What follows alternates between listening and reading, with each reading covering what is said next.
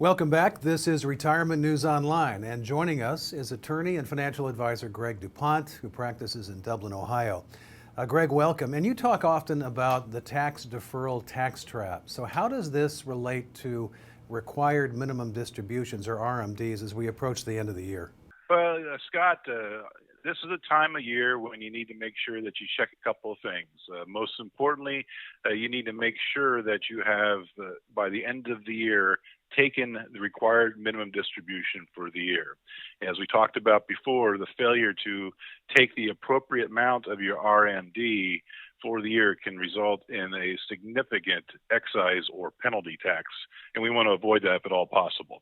So this time of year, we need to start doing a little accounting and make sure we've done that appropriately.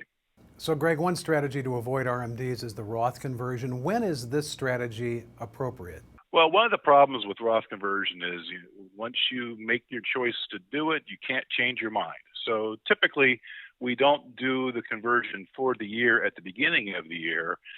We want to wait till this time of year so we know exactly where we stand with regard to the income that we've taken out this year, so we can properly avoid increasing our tax brackets if we can when we make a Roth conversion. Now, who's a good fit for a Roth conversion right now? Virtually no one is not a good fit for it, to be honest, Scott. It's just a matter of your personal belief regarding taxes in the future and your tax rates that you're going to pay. If you're on the lower end of the income and accumulation scale, the last thing you want to do is have required minimum distributions push you up into a higher tax bracket.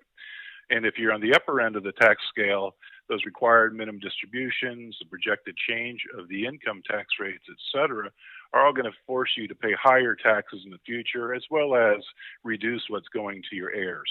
And finally, to clarify, when you take income from a Roth account, how does this affect your tax bracket? It doesn't affect it at all. And that's why I am such an advocate of converting monies that are subject to taxes to being tax-free Roth accounts sometime during your lifetime when you can afford to pay a little bit more tax now to make that conversion happen. That's Greg DuPont in Dublin, Ohio, and this is Retirement News Online.